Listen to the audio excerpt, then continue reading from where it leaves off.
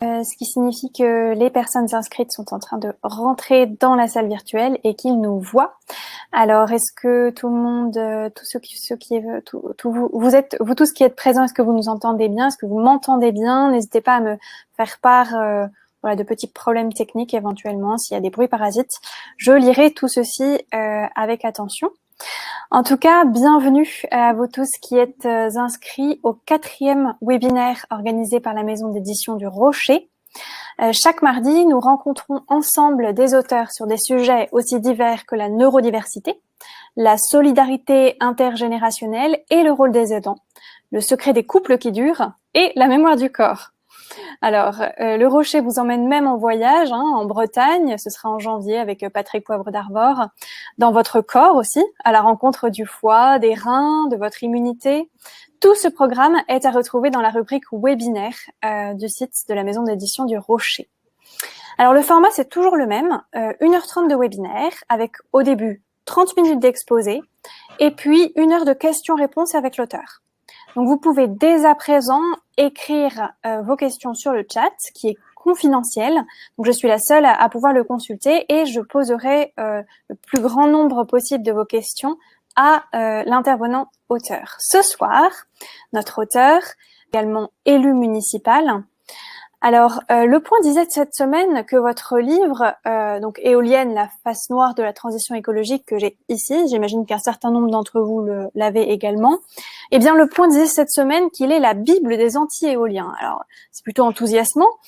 Monsieur Bouglet, le président Macron a dit récemment « Le consensus sur l'éolien est en train de naître ». Mes amis de France et de Navarre, et puis de Versailles, puisqu'il y a aussi des personnes présentes de Versailles, pour leur présence, et puis aussi pour les encourager dans le combat que nous avons à mener tous ensemble contre ces monstres d'acier et de fibres de carbone qui polluent notre environnement. Comme on a pu le voir cette semaine, les promoteurs éoliens ont réalisé un communiqué de presse pour contester nos actions, en diffusant d'ailleurs de fausses informations, et on aura l'occasion de revenir. Eh bien, je voudrais réellement encourager tous mes amis de France, du sud de la France, de l'Est, du Nord, de Bretagne, de l'Ouest, partout, à maintenir le cap du combat contre ces aérogénérateurs industriels. Alors Lucie, pour commencer cette intervention, je vais préciser que les éoliennes ne sont pas du tout écologiques. En fait, c'est déjà à la base une fausse information de préciser que les éoliennes sont écologiques. Et les éoliennes ne sont pas, comme nous précise Greenpeace sur son site internet, de jolies fleurs qui vont sauver la planète. Non, ce ne sont pas de jolies marguerites, de jolies fleurs, de bouquets de fleurs que l'on retrouve dans l'environnement. Ce sont des monstres, comme je le disais, de 150 à 250 mètres de haut. Il faut savoir que les dernières éoliennes terrestres font aujourd'hui, pales comprises, plus de 250 mètres de haut. Et récemment, Éric Zemmour intervenait sur CNews sur le sujet. Il disait, le commentateur lui disait, mais les éoliennes ne font pas 100 mètres de rayon pour les pales d'éoliennes. Et contrairement à ce que disait la présentatrice qui disait les pales d'éoliennes font 50 mètres, et non, les pales d'éoliennes les plus importantes font aujourd'hui plus de 100 mètres de long, et les éoliennes les plus grandes font plus de 250 mètres de haut. Alors, pourquoi les éoliennes ne sont pas écologiques? Eh bien, cette question est déjà au cœur de l'actualité, avec un reportage qui est passé sur Arte, qui a été réalisé par Guillaume Pitron, qui est un livre que je cite dans mon propre livre, qui a fait un véritable travail sur les terres rares. Et les éoliennes, eh bien, dans le rotor d'éoliennes, vous savez, c'est l'endroit où on va transformer l'électricité du vent, le vent en électricité, eh bien, on a besoin de terres rares. Et ces terres rares sont produites en Chine dans des conditions apocalyptiques. Et contrairement à ce que disent les promoteurs éoliens, qui nous disent les éoliennes ne contiennent pas du tout de terres rares, eh bien, nous avons des informations chiffrées du plan pluriannuel de l'énergie, des documents du ministère de l'écologie, ou même de rapports de Mescart Gestion Privée, qui est un banquier spécialiste des matières premières, qui nous dit que les éoliennes en mer, il faut environ plus d'1 tonne de terres rares pour faire une éolienne en mer. Et les éoliennes sur terre contiennent des terres rares. Pour les petites éoliennes, aux alentours de 200 kilos, et pour les plus grandes, quelques centaines de kilos. Et ce qui est intéressant, c'est que les promoteurs éoliens disent que ça contient aucune terre rare, évidemment. C'est les mensonges permanents. Mais en fait, les éléments sont sourcés. Et ce qui est très intéressant, c'est que, en fait, les éoliennes de dernière génération contiennent plus de terres rares, contrairement à ce que disent les promoteurs éoliens. Les anciennes éoliennes, c'est vrai, contenaient moins de terres rares. Et pourquoi elles contiennent plus de terres rares, les nouvelles éoliennes? C'est que pour des raisons d'entretien, eh bien, on met des terres rares dans les rotors d'éoliennes, dans les aimants, au néodyme, pour faciliter l'entretien. Ça évite que, en permanence, on soit obligé de faire venir des personnes qui font l'entretien des éoliennes. Donc, plus les éoliennes sont récentes, plus elles contiennent de terres rares, contrairement à ce que nous disent les promoteurs éoliens. Ensuite, vous avez le problème des pales d'éoliennes qui sont réalisées en fibre de carbone ou en fibre de verre et qui ne sont pas recyclables. Alors, elles ne sont pas recyclables, ça veut dire quoi? Ça veut dire tout simplement que le jour où on démantèle les éoliennes, et c'est le cas actuellement en Allemagne, qui a arrêté de subventionner les éoliennes et donc voit une désinstallation massive des éoliennes, eh bien en Allemagne, on se retrouve avec des pales d'éoliennes à même le sol. Et aux États-Unis, Bloomberg a fait un documentaire et un article très intéressant sur les wind blads, c'est-à-dire pales d'éoliennes, qui sont enfouis littéralement. Donc vous avez des cimetières de pales d'éoliennes et avec une photo vue d'en haut, eh bien on voit ces pales alignées les unes à côté des autres, enfouies dans la terre. Alors vous allez me dire, mais les éoliennes, les pales d'éoliennes, on peut les brûler. Ben, en fait, si on les brûle, le problème, c'est que quand on les brûle, les fumées des pales d'éoliennes sont cancérigènes et sont cancérigènes comme le cancer de l'amiante. Et ça, c'est documenté, c'est la Bundeswehr, ce sont les experts de l'armée allemande qui ont établi le fait que les pales d'éoliennes, si elles sont brûlées, sont cancérigènes. Et enfin, le troisième élément important d'une éolienne, c'est les socles en béton, qui sont réalisés en béton armé avec 50 tonnes de ferraille et plus de 1200 à 1500 tonnes de béton qui, évidemment, resteront dans les sols, enterrés définitivement, parce que le coût de démantèlement de ce socle en béton est tellement important que personne ne pourra les assumer. Alors, les promoteurs éoliens, la loi contraint les promoteurs éoliens à raboter ces socles en béton à hauteur d'1 mètre par rapport au niveau du sol. Et ce qui est intéressant, c'est que les promoteurs éoliens ont enfoncé ce socle en béton d'1 mètre, comme ça, ils n'ont pas à le raboter au moment de la fin de vie d'une éolienne. Il faut préciser que la durée de vie d'une éolienne n'est que de 20 à 25 ans. Je vais expliquer après pourquoi.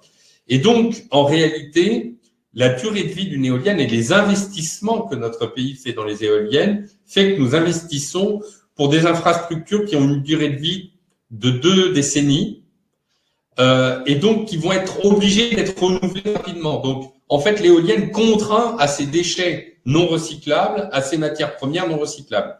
L'autre problème, et je reviens sur les terres rares, c'est que les terres rares non seulement sont polluantes pour réaliser ces terres rares, c'est-à-dire les extraire des sols en Chine, mais en plus, il n'y a pas de filière de recyclage des terres rares, ce qui fait que ça coûte moins cher d'acheter des terres rares qui sont extraites des mines en Chine en particulier que de recycler les terres rares qui sont dans des matériaux industriels qui utilisent ces terres rares. Donc on le voit, la constitution de ces éoliennes sont véritablement catastrophiques en termes environnementaux, rien qu'à la fabrication des éoliennes. Alors, de tout ça, vous savez, les promoteurs éoliens et les syndicats de promoteurs éoliens nous disent à longueur de journée dans les médias que les pales sont recyclables. Vestas nous dit nous allons mettre un plan de recyclabilité des pales d'éoliennes en 2040. Donc on voit bien qu'ils sont très gênés aux entournures. Et puis France Énergie Éolien, qui est un des principaux syndicats de promoteurs éoliens, nous dit nous 95% des éoliennes sont recyclables, c'est sûr, c'est propre, etc. Eh bien, je vais quand même préciser à tous mes amis et à tous mes camarades qui sont présents ce soir que le jury de déontologie publicitaire, qui est un organisme qui prévoit de sanctionner les publicités qui sont en fait qui diffusent des fausses informations. Eh bien, le jury de déontologie publicitaire a rendu une décision il y a quelques mois concernant une publicité du syndicat France Énergie Éolien à propos justement du caractère propre des éoliennes. Et voilà ce que dit le jury de déontologie publicitaire. Le jury estime que la formule « Nous apportons de l'électricité propre, sûre et renouvelable » ne contient aucune nuance sur l'emploi du terme « propre » qui est présenté comme un résultat absolu et n'est pas relativisé, alors qu'il n'est pas contesté qu'à ce jour, le recyclage des pales n'est pas possible autrement que par une valorisation thermique consistant à brûler les matériaux dans des cimenteries. Le jury expose que la stabilité du réseau au regard de la montée en puissance de la production éolienne dans le mixte électrique ne pose pas de difficulté en termes de sécurité d'approvisionnement, considère que l'acceptation du mot « sûr » juxtaposé ici aux autres adjectifs sans justification est ambiguë. Le jury en déduit qu'en employant une formule qui suggère une absence totale d'effets négatifs en termes de pollution, le terme propre, et de sécurité en général, le terme sûr, le film publicitaire qui n'exprime pas avec justesse les conséquences de la production d'énergie éolienne est de nature à induire en erreur le public sur la réalité écologique des actions de l'annonceur. En conséquence, ce qui précède, le jury est d'avis que la publicité en cause méconnaît les points précités de la recommandation développement durable du jury de la publicité. CQFD, on le voit, les promoteurs éoliens diffusent dans leur publicité des fausses informations, des informations tronquées, en mesure à induire en erreur le public concerné. En tout cas, c'est une validation de ce que nous dénonçons, nous, anti-éoliens, depuis des années, à savoir la diffusion de fausses informations par les promoteurs éoliens. J'ai encore un peu de temps sur cette… Oui, tout à fait, tout à fait. Le deuxième élément qui est important sur ce qu'on peut reprocher aux éoliennes, et là, c'est vraiment intéressant, c'est les résultats, moi je l'avais mentionné dans mon livre, mais c'est les résultats de la commission d'enquête parlementaire qui a été ouverte par le député Julien Aubert et là, avec pour rapporteur Madame Marjolaine Millefer de La République En Marche. Cette commission d'enquête, qui s'est ouverte donc en 2019, a conclu que les éoliennes ne répondaient pas à l'enjeu de la diminution des émissions de gaz à effet de serre. Alors pourquoi ce propos? Bien tout simplement parce que les éoliennes sont intermittentes. Le fait que les éoliennes soient intermittentes, c'est logique, tout le monde peut le constater. Lorsque on voit les éoliennes dans la nature, parfois elles ne fonctionnent pas. Et cette intermittence se mesure avec une notion qui s'appelle le facteur de charge. Le facteur de charge, schématiquement, c'est ce que produit une usine qui produit de l'électricité, ou tout producteur d'électricité, par rapport à sa capacité maximale de production. Le facteur de charge pour les éoliennes, il est en 2018, et ça ce sont les chiffres de RTE, Réseau de transport d'électricité, de 21,2%. Ça signifie qu'en réalité, il faut 5 éoliennes pour produire l'équivalent de la capacité maximum de production d'une éolienne. C'est-à-dire que pour produire à 100% de la production d'une éolienne, il faut 5 éoliennes en tout. Par comparaison, le facteur de charge d'une centrale nucléaire est de 80%. C'est-à-dire qu'une centrale nucléaire ne produit 80% de l'électricité de sa capacité maximale de production. Il a été précisé par un universitaire anglais que plus une éolienne vieillissait, plus son facteur de charge diminuait. C'est ainsi qu'en Grande-Bretagne, le facteur de charge des éoliennes anglaises est de 24% la première année, 15% au bout de 10 ans, et 10% au bout de 15 ans. C'est-à-dire qu'en fait, les éoliennes s'affaiblissent dans leur mode de production. Et ça explique pourquoi une éolienne n'a qu'une durée de vie de 25 ans, 20 à 25 ans, et que les promoteurs éoliens sont obligés de le remplacer. Ceci explique également pourquoi le facteur de charge global du parc éolien français est passé de 22,5% en 2017, c'est le chiffre que j'avais mentionné dans mon livre, à 21,2%, parce qu'en fait, le parc éolien français vieillit et donc il n'est pas contrebalancé par les nouvelles productions de nouvelles éoliennes. Alors, que se passe-t-il quand les éoliennes ne marchent pas? Eh bien, et ça, c'est une information qui est donnée partout, on est obligé de compenser les éoliennes par de l'électricité d'origine fossile. C'est ce qu'on appelle le backup. C'est-à-dire qu'en fait, quand les éoliennes ne marchent pas, EDF fait fonctionner des usines au gaz ou au pétrole. Et comme on a fermé Fessenheim récemment, plus de 2,5% de la production électrique nationale, eh bien cela a contraint EDF à réouvrir des usines au charbon qui sont les plus forts émetteurs de gaz à effet de serre. C'est-à-dire que la contradiction, c'est que plus on développe des éoliennes, plus on est obligé de compenser l'installation de ces éoliennes par des usines fossiles au charbon, au gaz et au pétrole fortement émetteurs de gaz à effet de serre. C'est le paradoxe des éoliennes qui ne sont pas propres et qui doit être contrebalancé par des usines qui sont fortement émetteurs de gaz à effet de serre. C'est pour ça d'ailleurs qu'en Allemagne, alors que l'Allemagne comporte 30% de son électricité d'origine éolienne, doit compenser cette intermittence par 30% d'électricité d'origine charbonnière. Et l'Allemagne émet 10 fois plus d'émissions de gaz à effet de serre que la France, alors que la France, avec son électricité nucléaire, produit simplement, ne produit pas de carbone et a une électricité presque totalement décarbonée.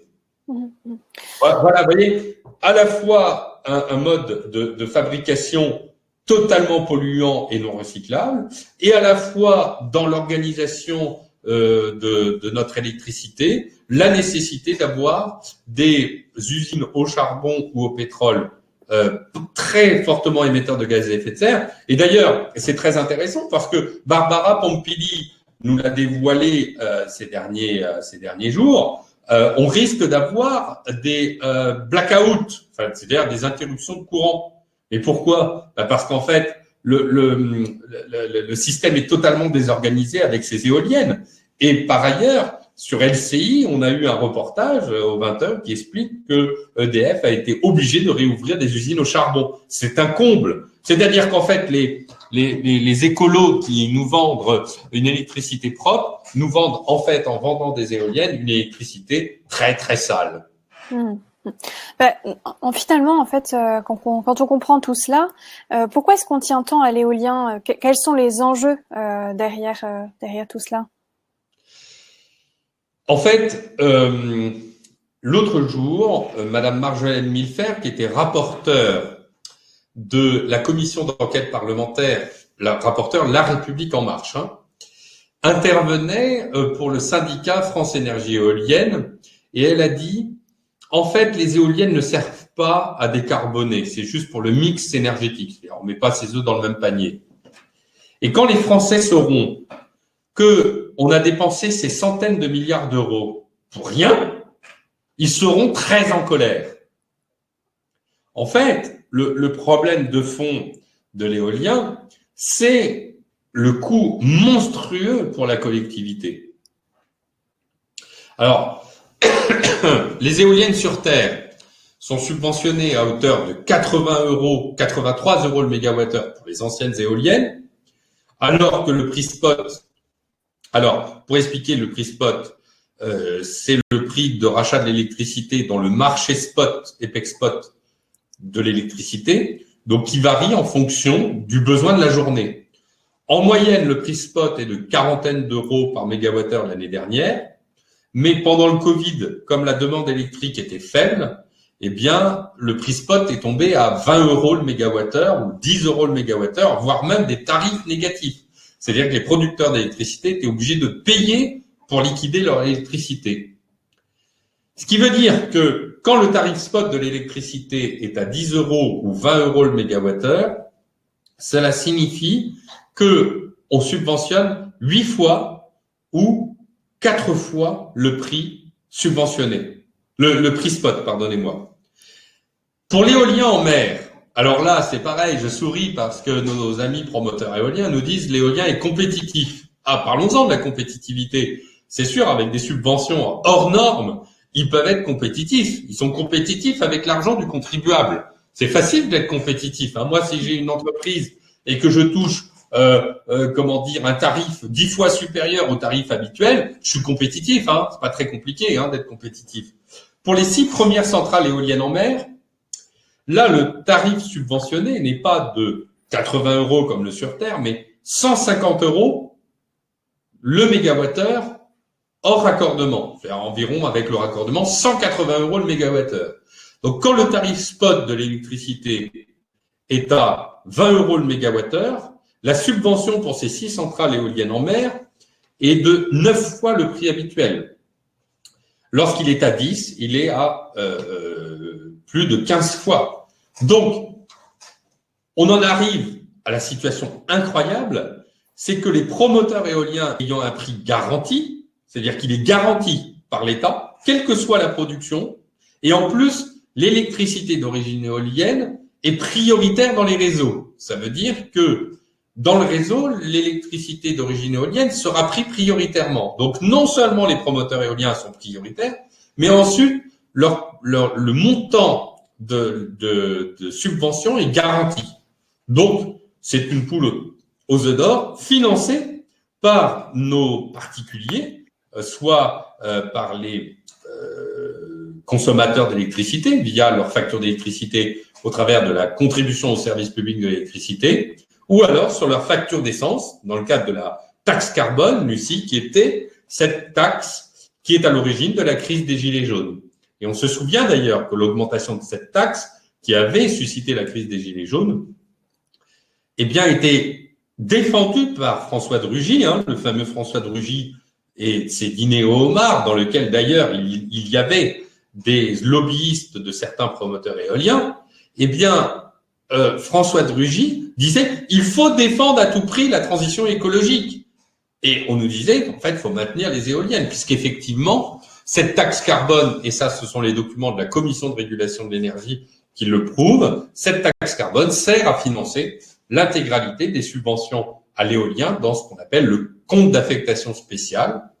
Et tout ça cumulé, entre les chiffres de la Commission de régulation de l'énergie, entre les chiffres de la Cour des comptes qui a fait un rapport en 2018, entre les chiffres de la Commission des finances de l'Assemblée nationale qui avait fait un rapport à la demande de Julien Aubert, les chiffres de la Commission de régulation de l'énergie, on arrive bon an mal an à des engagements tournant entre 100 et 150 milliards d'euros de subventions publiques pour les prochaines années.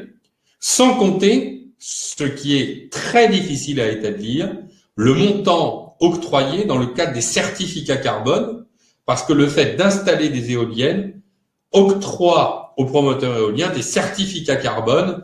Et là, c'est le mystère le plus total, l'opacité la plus totale. Et je pense que c'est encore un élément qui sert à financer encore plus la rentabilité des promoteurs éoliens. On comprend par ce mode de financement et ces chiffres absolument gigantesques qui donnent le tournis, pourquoi la filière éolienne est entachée de corruption partout dans le monde, en Espagne, en Italie, aux États-Unis, en Suisse, partout, en France évidemment, avec la multiplication du scandale des prises illégales d'intérêt.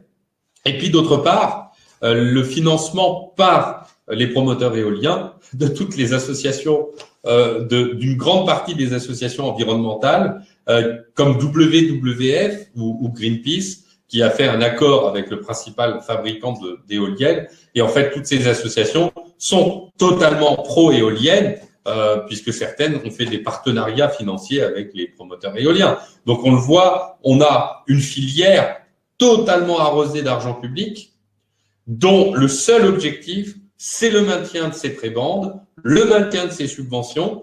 Et pour faire ça, eh bien, ils se donnent les moyens d'avoir un accord de tous les leaders d'opinion écologistes qui peuvent exister. Par exemple, le parti écologie, Europe Écologie Les Verts, parti écologique, on va dire entre guillemets aujourd'hui, puisque étant un parti de promoteurs éoliens, enfin du moins qui défend l'énergie éolienne, elle se retrouve aux élections européennes avec le principal promoteur éolien indépendant sur sa liste aux européennes. Bon voilà, c'est QFD. On a compris que en fait le parti politique Europe Écologie Les Verts, et d'ailleurs c'est ce parti, au travers de ses différents représentants, Placé, François de Rugy et autres.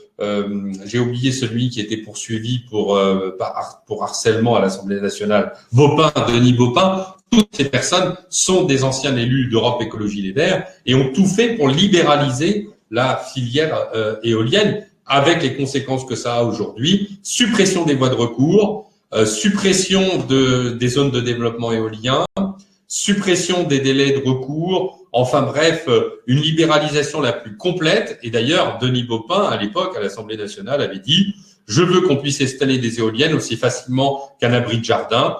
Évidemment, on peut supprimer la République et la démocratie, c'est ce qui est en train d'arriver, avec la loi ASAP, As Soon As Possible, qui est une loi qui prévoit la suppression, tout bonnement, la suppression du second degré de juridiction pour les éoliennes en mer. Mais nous ne leurrons pas, cette suppression du second degré de juridiction pour les éoliennes en mer interviendra pour les éoliennes sur terre, puisque c'est exactement ce qui s'est passé pour le premier degré de juridiction, qui a d'abord été supprimé pour le en mer, puis sur le sur terre. Demain, il y aura peut-être même, donc demain, selon les députés, on aurait donc un recours au Conseil d'État. Et finalement, pourquoi envisager un recours au Conseil d'État? C'est pour sauver la planète, on le voit, c'est surtout pour remplir le portefeuille des industriels éoliens. Alors, pour autant, puisque le président Macron dit que le consensus sur l'éolien est en train de s'affaiblir, il semblerait que les différents syndicats des promoteurs éoliens s'inquiètent. Ils ont même réalisé un communiqué de presse à l'attention du président de la République pour souligner la prétendue violence et les fausses informations des anti-éoliens, preuve qu'ils sont inquiets, n'est-ce pas? Comment réagissez-vous à ce communiqué? Quelle est votre vision du développement de l'éolien en France? Va-t-il continuer à se développer? Quelle perspective pour les élections présidentielles? On est effectivement dans une situation un peu intermédiaire et contradictoire. D'une part, on a la multiplication de publicités, de communiqués, le tsunami de l'éolien en mer. Là, on entend actuellement la ministre de la Mer nous faire la réclame. C'est plus une ministre, c'est une batteleuse de l'éolien en mer. Allez, continuons à polluer l'éolien en mer, mettons des éoliennes partout au bord du littoral français, détruisons les activités de pêcheurs, parce que c'est ça, les conséquences de l'installation des éoliennes en mer. Et là, on a une propagande sans nuance. On avait d'ailleurs récemment eu un clip absolument mensonger du ministère de la Mer et du ministère de l'Écologie. Donc on le voit, on a actuellement une communication extrêmement agressive, à la fois des promoteurs éoliens et à la fois des pouvoirs publics qui sont complètement inféodés aux promoteurs éoliens. On peut même dire plutôt l'État profond, c'est-à-dire des conseillers de ministres, des gens proches des promoteurs éoliens, qui font qu'on se retrouve avec un contexte extrêmement oppressif, qui fait une communication extrêmement, qui donne ce sentiment qu'on est débordé. Et en même temps, on a une communication des promoteurs éoliens absolument catastrophée. Là, il y a quelques jours, il y a moins d'une semaine, le syndicat des énergies renouvelables, France Énergie Éolienne, quelques ONG qui sont évidemment des ONG qui font des partenariats avec les promoteurs éoliens, donc on les connaît, pour ne citer qu'elles, je les cite aussi dans mon livre. Et puis des élus, présidents de conseils régionaux de Bretagne par exemple, nous font une alerte catastrophée sur l'action des anti-éoliens. Qu'est-ce que ça veut dire? Alors, moi je crois que l'action des anti-éoliens, l'action de la Fédération Environnement Durable, qui est une fédération de 1500 associations éoliennes, avec Vent de Colère, avec l'ASPEF, avec Pulse, qui est le regroupement de toutes les personnes qui luttent contre l'éolien en mer, avec les différents livres qui sont sortis, avec la commission d'enquête parlementaire de Julien Aubert et de Marjolaine Milfer, avec les questions qui sont posées à l'Assemblée nationale, avec mon livre qui a été remis avec grâce au financement de la Ligue le mouvement de la ruralité dont le président était Guy Pujalon, nous commençons, je crois, à gagner l'opinion publique. C'est-à-dire que l'opinion publique est en train de comprendre que les éoliennes sont une imposture.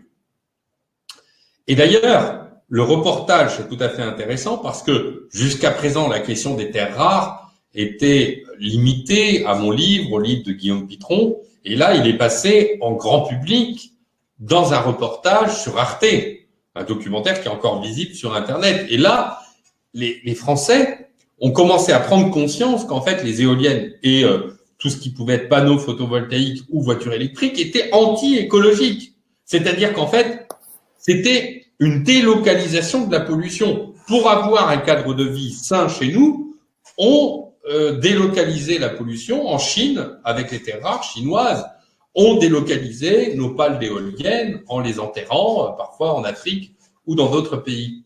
Et donc, on le voit bien, l'opinion publique à qui on avait martelé l'idée que le bien, c'était les éoliennes, c'est d'ailleurs comme une marguerite, on avait martelé ça dans la tête des enfants dans les écoles, puisque les promoteurs éoliens font de la propagande dans les écoles, ou même réussissent à avoir des éoliennes sur les livres d'école, eh bien, aujourd'hui, il y a un renversement et une prise de conscience que l'éolienne, c'est pas si écologique que ça. D'ailleurs, il suffit de regarder sur Twitter. Twitter, par exemple, et vous avez énormément de messages quand on regarde sur Twitter Search, le moteur de recherche de Twitter. En prenant éolienne et les derniers moments, on voit que 90% des tweets qui comprennent le mot éolienne apportent une critique des éoliennes. Une critique. Et donc, je pense que là où moi je suis très optimiste, parce que je suis un optimiste de nature, d'ailleurs j'encourage mes camarades à l'optimisme, et je sais que c'est compliqué, je sais que sur le terrain c'est compliqué, parce que les promoteurs usent et abusent de leur autorité, de leur relation avec la préfecture, que les préfets sont de plus en plus inféodés aux promoteurs éoliens parce qu'ils ont des objectifs du gouvernement et du président de la République. Je suis optimiste parce que je constate l'agressivité de nos opposants. Nous qui sommes les victimes des éoliennes, je vois que les pollueurs ont de plus en plus de mal, et d'ailleurs, ils ont de plus en plus de mal, c'est qu'ils font changer la loi pour nous supprimer nos voies de recours. Au point qu'à un moment, ils vont tellement les supprimer qu'ils vont porter atteinte, c'est déjà fait d'ailleurs, aux valeurs de la République, aux droits de l'homme et à la Convention internationale d'Aarhus qui prévoit dans la charte constitutionnelle le fait que les citoyens doivent participer aux décisions ayant un impact environnemental. Or là, la loi ASAP détruit complètement les règles de la participation du public dans les décisions ayant un impact environnemental ou même dans les voies de recours que peuvent avoir les citoyens sur ces décisions. Alors, on le voit bien, moi je me réjouis en fait, je me réjouis du communiqué des promoteurs éoliens parce que ça montre qu'ils sont en situation de faiblesse. Et de toute façon, on ne pourra pas continuer comme ça. D'ailleurs, tout récemment, c'est passé un peu inaperçu, mais pas pour les promoteurs éoliens, Barbara Pampili a déposé un amendement pour prévoir la renégociation des tarifs de rachat des premiers panneaux photovoltaïques, qui étaient à un prix assez élevé.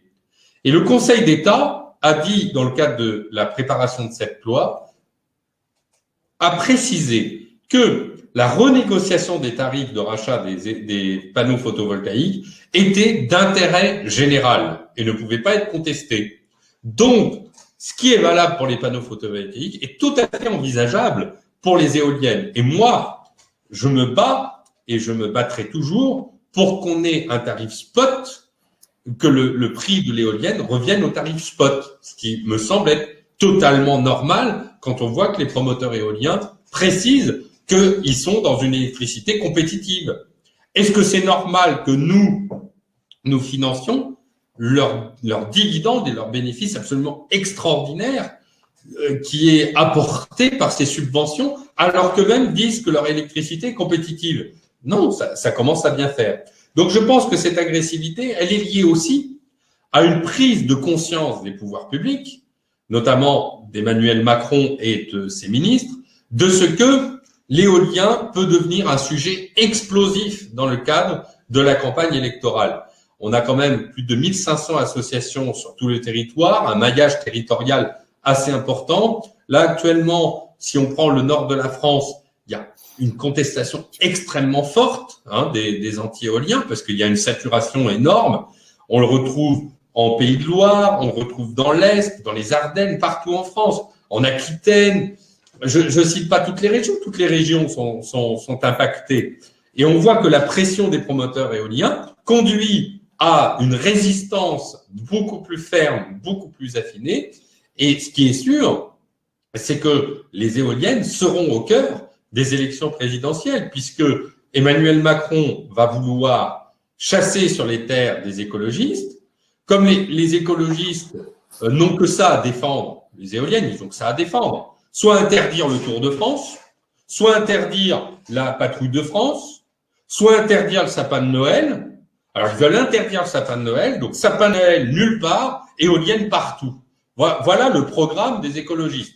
Sapin de Noël nulle part, éoliennes partout. Donc, il est clair que le président Macron, s'il veut chasser sur les terres des écologistes, va devoir choisir, parce qu'il risque aussi de perdre énormément avec la mobilisation des anti-éoliens dans le cadre des élections présidentielles, parce qu'on est une force de frappe très importante avec notre réseau et notre maillage territorial.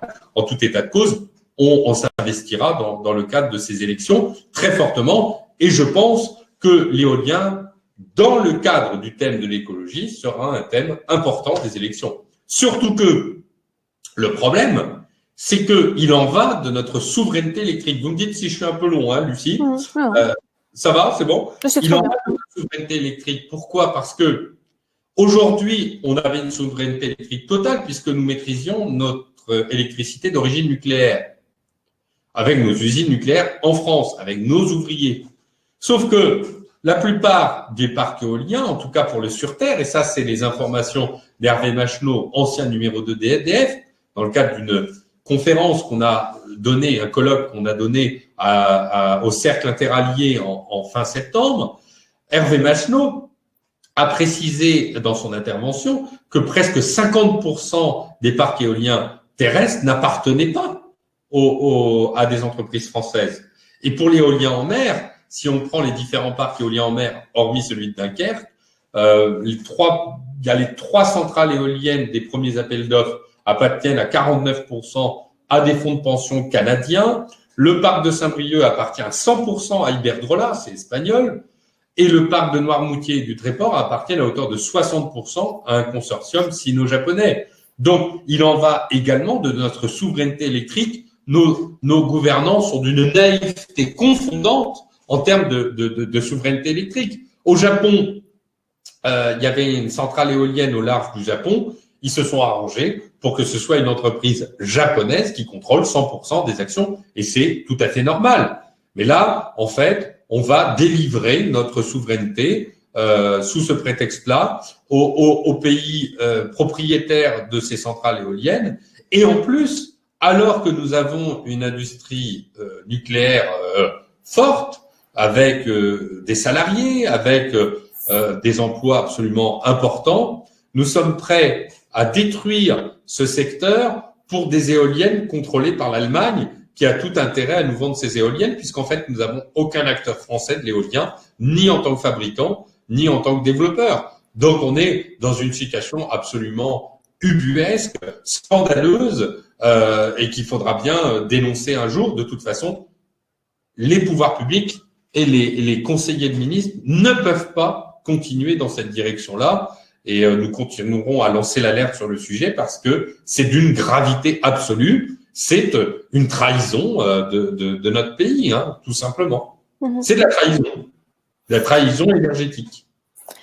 Merci. Alors j'ai un certain nombre de questions. Hein, ça va du discours, ça va des recours juridiques aux problèmes politiques, aux effets des éoliennes. Donc on va commencer par les effets des éoliennes sur la faune et la flore. Vous consacrez un chapitre dans votre livre, je le signale quand même. Mais voilà, j'ai eu cette question. Quels sont les effets des éoliennes sur la faune et la flore? Il y a même une personne qui évoquait aussi celui sur le patrimoine, hein, sur le patrimoine de France. Donc voilà, le patrimoine historique notamment, je crois. Donc, quels sont, est-ce que vous pouvez nous en parler? Et puis il y a aussi une personne qui me dit les terres rares sont radioactives, pourquoi n'en parle-t-on jamais? Alors je sais pas ce que... Alors, je vais préciser sur les terres rares et après je reviendrai aux autres questions. Les terres rares étant la question la plus proche de ce qu'on vient d'évoquer. Alors, les terres rares ne sont pas radioactives. En fait, la plupart des terres rares, 80% des extractions de terres rares se font en Chine, en Mongolie, notamment à proximité de Baotou. Ce qui se passe, c'est que pour faire les terres rares, donc il y a 17 terres rares et la plus importante utilisée dans les éoliennes, c'est le néodyme. Le néodyme, comme toutes les terres rares, donc ça dépend des terres rares, il faut charrier des tonnes et des tonnes de pierres, terre, de toutes sortes. Donc on en prend des tonnes. Il faut parfois plusieurs tonnes pour 1 kilo de terres rares. On va charrier ces terres rares. On va en faire on va charrier la terre. On va faire une carrière, on va éliminer la forêt, on va prendre plein de terre. Cette terre, on en fait une fine poudre. Cette poudre, on va la passer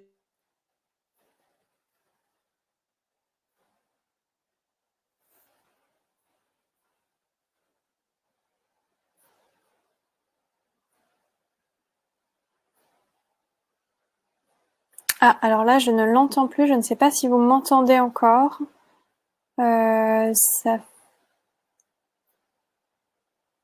Monsieur Bouglé, je ne vous entends plus.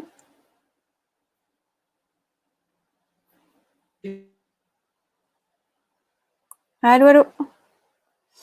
Ok, donc vous l'entendez plus non plus. Parfait. Eh bien, écoutez, on n'entend plus Monsieur Bouglé. Ok.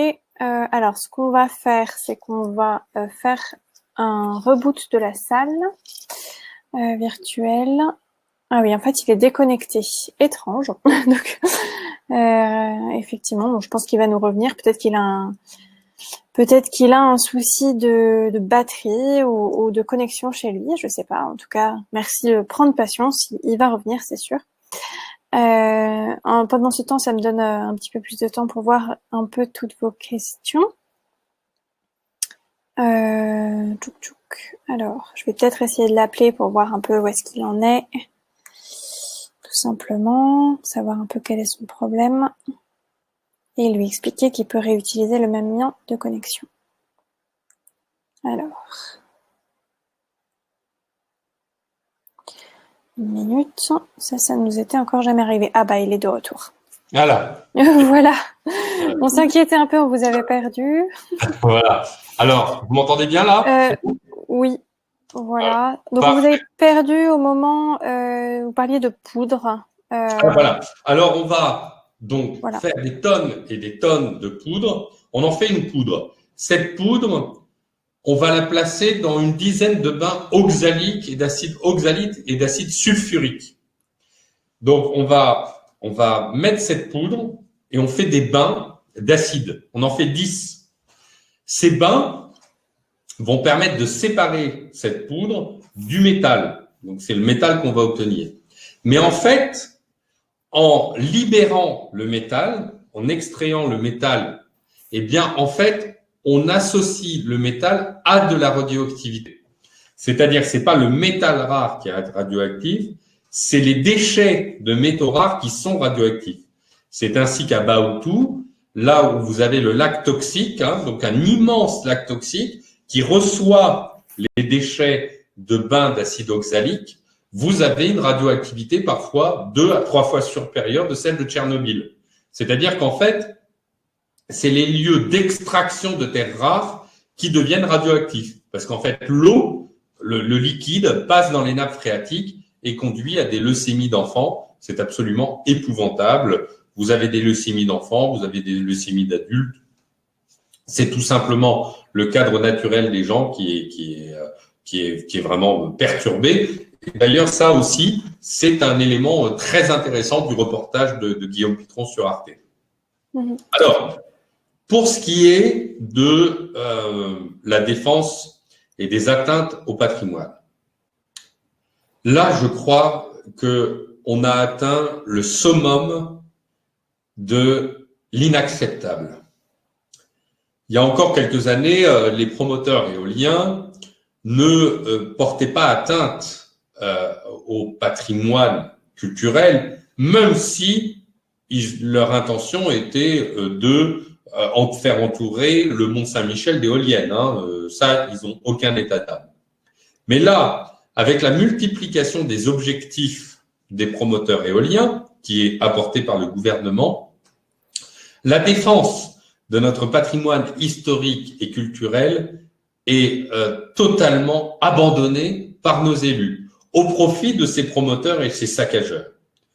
La montagne Sainte-Victoire, si chère à Cézanne, ce grand artiste, risque d'être polluée par une vingtaine d'éoliennes sur la montagne Sainte-Victoire. Ce sont des rapaces, les gens qui sont prêts à saccager notre patrimoine historique et culturel. J'étais tout récemment, dans le cadre d'un documentaire que j'ai fait avec Transition et Énergie et l'Institut des Libertés, j'étais en Eure-et-Loire, dans le pays de Proust. Et dans le pays de Proust, là où il a écrit des livres, où il décrit l'ambiance, au cœur d'Illier-Combray, ils veulent mettre des éoliennes au cœur de la création littéraire de la France. Dans les cimetières militaires, là où nos poilus se sont battus, ils veulent mettre des éoliennes au cœur des champs de bataille militaires. Ils veulent mettre des éoliennes au cœur des lieux de débarquement des Américains qui ont défendu notre pays contre les nazis. Ils veulent mettre des éoliennes partout dans les lieux symboliques, au cœur du patrimoine naturel entre l'île-Dieu et Noirmoutier, 2 îles Natura 2000.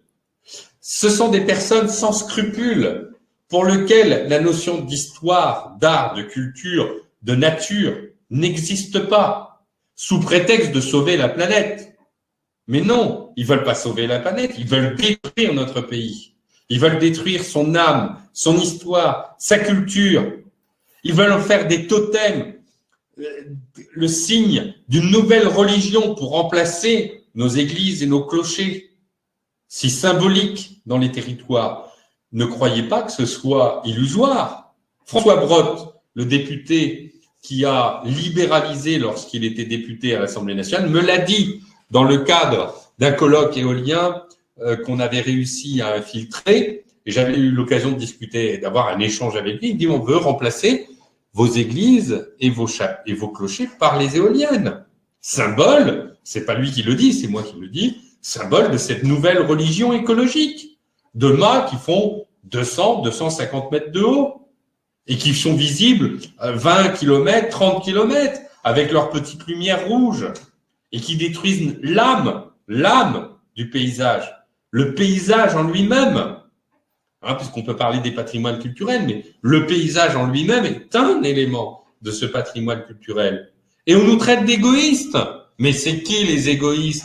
Est-ce ceux qui veulent préserver l'héritage que nous ont transmis nos ancêtres, cet héritage, qui ont forgé les paysages, en forgeant les forêts, les champs, en construisant des maisons, des clochers, des logis, des monuments importants, ces gens-là ne sont pas égoïstes, ils sont là pour la préservation de leur patrimoine culturel commun contre les saccageurs, contre ceux qui veulent détruire, qui veulent, en gagnant de l'argent, détruire ce patrimoine. Comme disait Peillon, il faut déraciner l'homme, il faut enlever ses racines culturelles. Eh bien, c'est ce même projet qui est derrière l'installation des éoliennes. L'installation des éoliennes, c'est à la fois un projet financier, mais c'est aussi un projet de destruction de civilisation. Donc c'est très très grave. Il faut véritablement prendre conscience que cette invasion des éoliennes dans notre pays n'est pas simplement un projet de destruction, de détournement de fonds. C'est aussi un projet de destruction de notre civilisation environnementale et historique.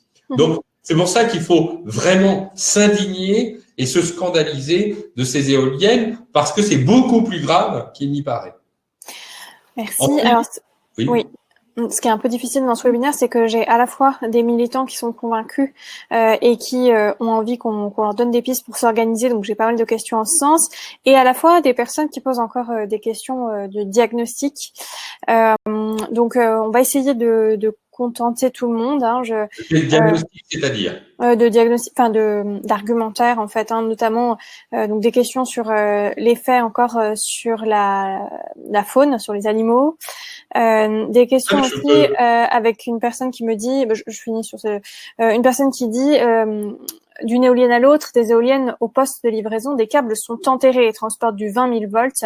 Ensuite, du poste de livraison, l'électricité circule jusqu'au centre de transformation pour permettre l'utilisation par le consommateur. Est-ce anodin dans le sol? Et puis, des personnes qui posent la question des infrasons. Donc, en fait, on a les infrasons, la faune, donc avec les animaux, plus cette question des 20 000 volts. Tout est assez lié, en fait. Tout est assez lié, puisque, en fait, on va venir aux infrasons, ça va nous amener à parler des animaux. Et après, on parlera des ondes électromagnétiques. La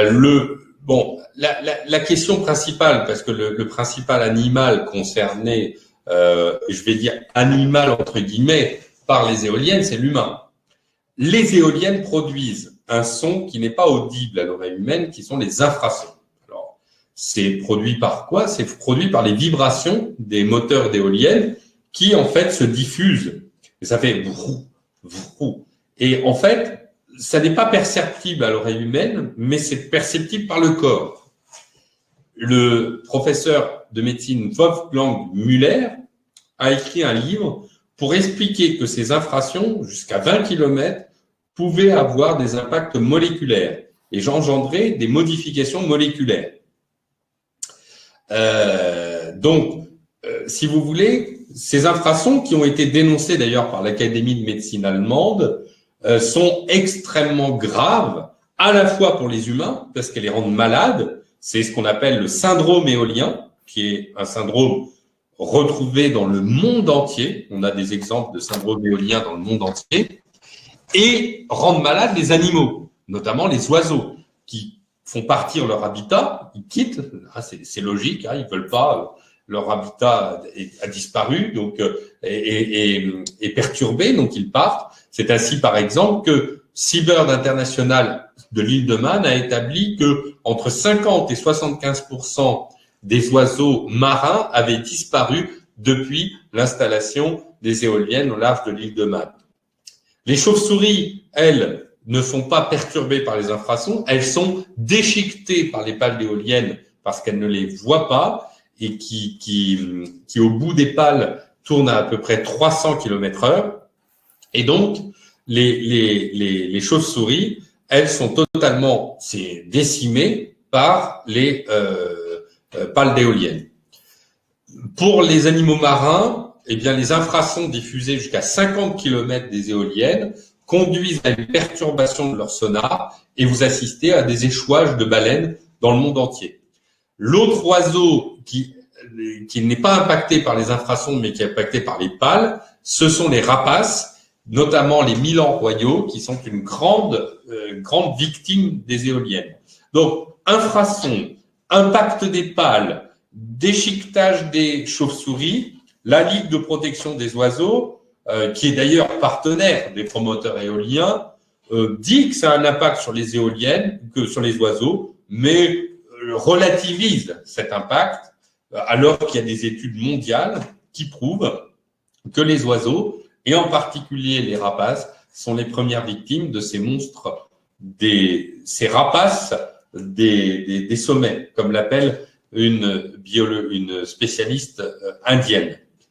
Et puis après, vous avez l'impact sur donc les humains qui ont ce trouble de syndrome éolien, maux de tête, céphalée, tachycardie, problème de vertige, problème d'endormissement, problème cardiaque, problème de cancer, enfin ça. Alors les promoteurs éoliens nous disent c'est l'effet nocebo. Alors l'effet nocebo, c'est l'inverse de l'effet placebo, c'est le fait que en fait les gens sont malades parce qu'ils ont des informations négatives par les anti-éoliens. En fait, schématiquement, c'est parce que moi là ce soir je fais un webinar pour donner des informations sur le syndrome éolien que les gens sont malades à côté des éoliennes. C'est pas du tout à cause des éoliennes. En fait, si les gens sont malades, c'est à cause des anti-éoliens. Alors, le problème, c'est que les vaches, elles meurent. Et que je ne crois pas que les vaches aient accès aux réseaux sociaux. Et donc, c'est 200 à 250 vaches qui sont mortes en Pays de Loire, dans une exploitation, et dans d'autres exploitations, elles sont mortes depuis l'installation des éoliennes, et elles meurent particulièrement quand les éoliennes tournent. Alors, infrason ou champ électromagnétique, il semblerait en tout cas qu'effectivement, les éoliennes conduisent au développement des champs électromagnétiques dans les sols. Parce que ce qu'il faut savoir, c'est que, à la différence d'une autre industrie d'électricité, par exemple une centrale nucléaire, vous avez une centrale nucléaire, et puis ensuite vous avez une ligne à haute tension qui rejoint les centres de consommation. Sauf que les éoliennes, vous avez créé plein de petites unités de production, et pour éviter qu'on ne voit dans les lignes à haute tension qui doivent être construites à cause des éoliennes, on les enterre. Le problème, c'est qu'on les enterre parfois pas très très bas, et que ces câbles à haute tension génèrent des champs électromagnétiques qui peuvent être la cause des maladies des personnes vivant à côté. Et c'est peut-être la cause des vaches mortes de Monsieur Potiron en Pays de Loire. Donc, on a vraiment un cocktail explosif. Infrason, champ électromagnétique des câbles, non pas de raccordement, mais d'évacuation de l'électricité.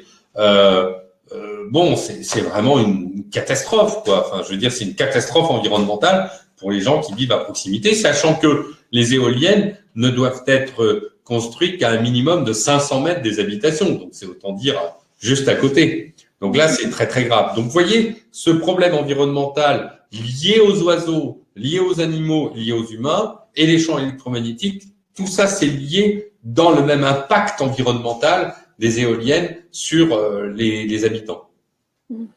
Alors là, on va rentrer sur la question peut-être du juridique. J'ai une personne qui me dit justement, mais quel recours pour nous, les malades éoliens? Les 500 bovins morts sont nos voisins. Nous sommes contaminés tous aux terres rares, y compris les bovins. Quel avenir pour nous, alors que notre dossier est à l'Élysée et à l'Assemblée depuis longtemps, et que le principe de précaution n'est pas applicable aux installations ICPE, donc installations classées pour l'environnement. Voilà. Est-ce qu'on peut répondre premièrement à cela? Alors, c'est une question qui est très compliquée parce que, comme vous pouvez constater, et peut-être qu'un jour, on aura l'occasion de pouvoir travailler dans un cadre gouvernemental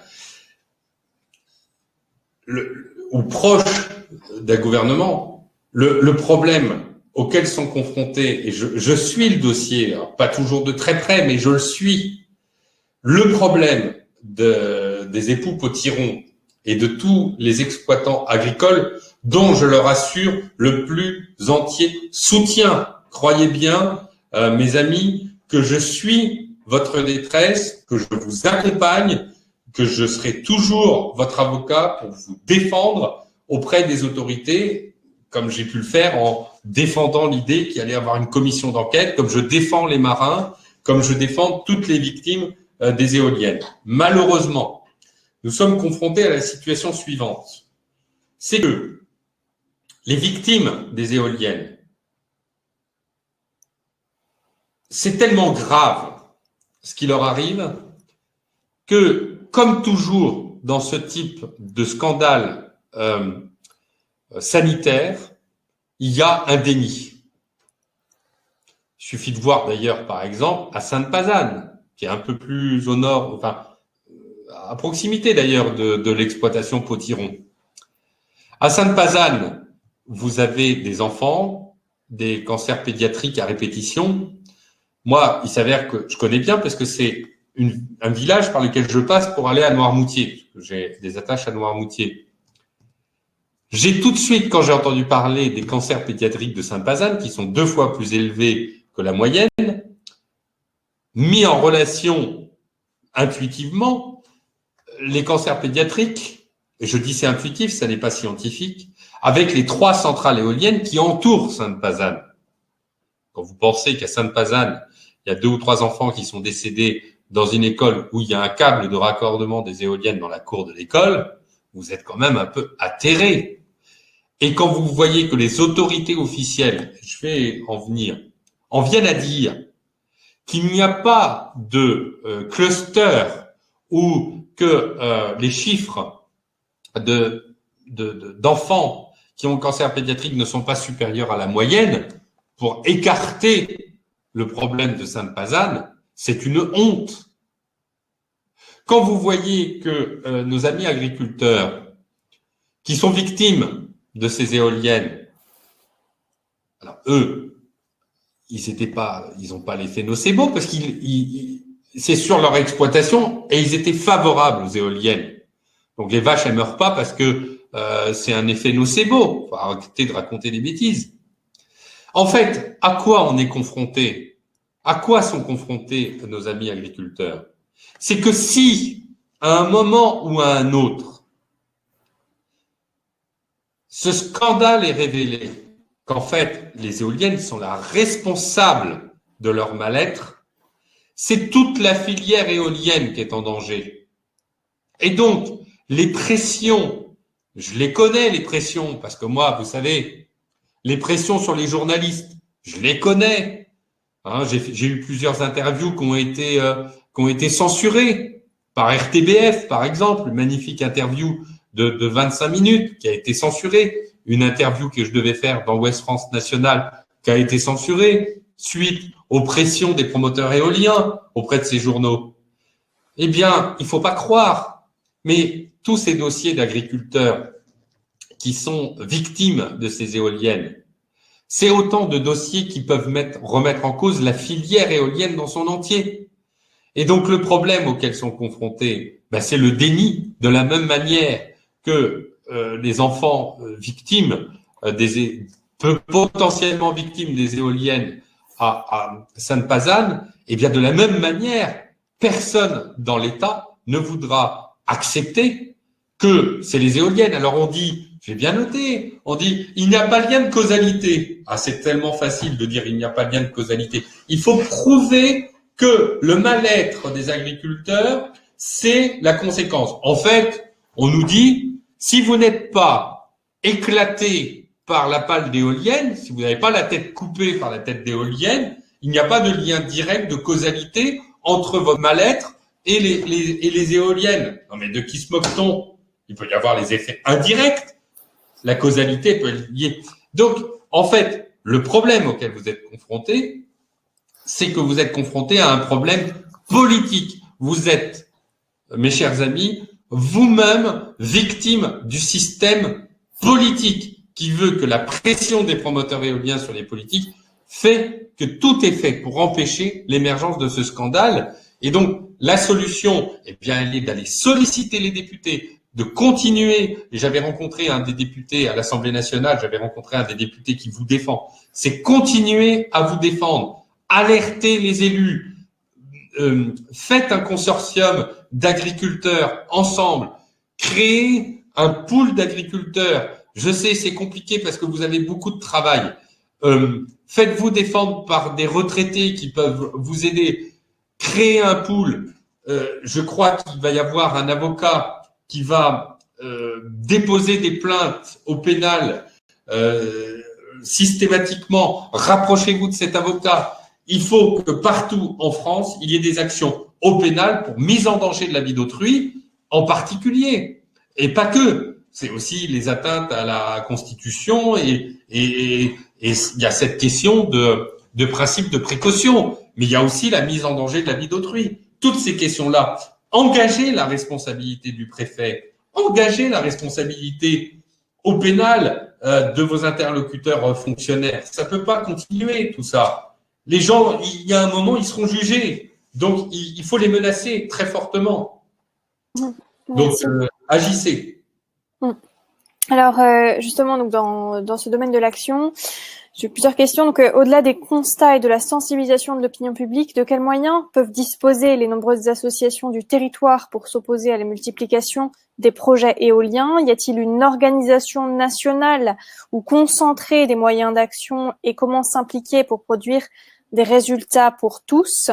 Alors, j'ai une personne qui m'a dit d'ailleurs, je ne sais pas si vous les connaissez, que Valérie Bernardo et Jean-Louis Remouy peut-être, ont dénoncé des abus financiers des sociétés éoliennes de Haute-Marne et de l'Aisne, et que suite à cela, les préfets ont arrêté de signer les projets éoliens dans ces deux départements. Et ils me disaient, il faudrait peut-être recommander de les contacter. Je ne sais pas ce que vous en pensez.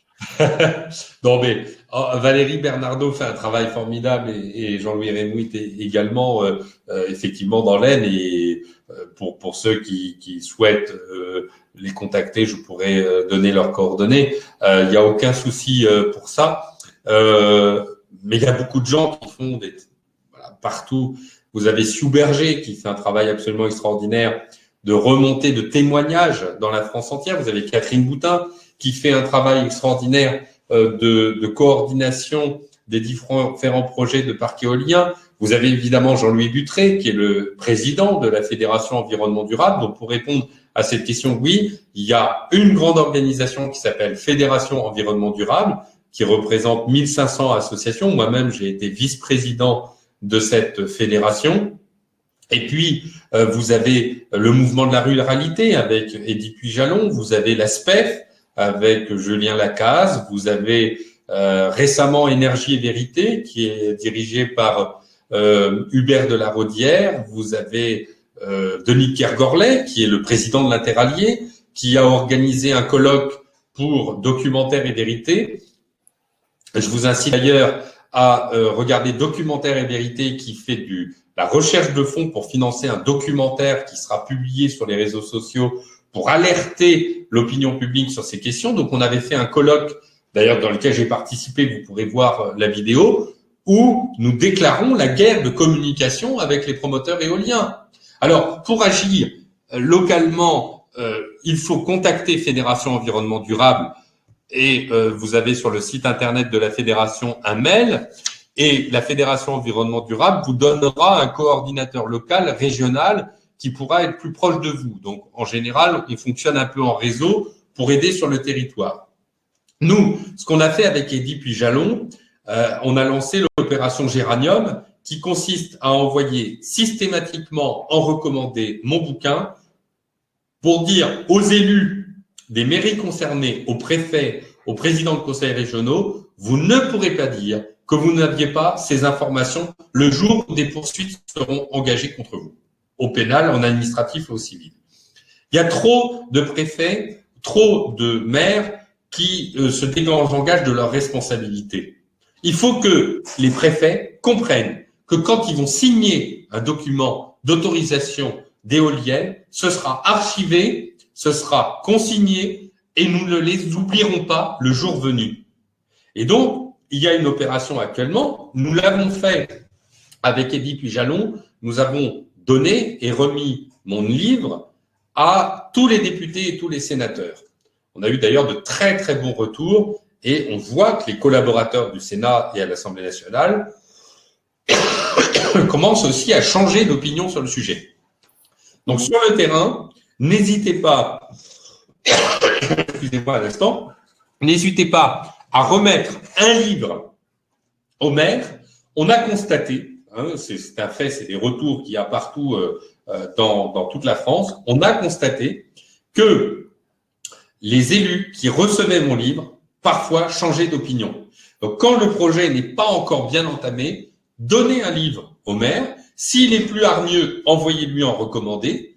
Si vous le sentez plutôt souple, donnez-lui en main propre.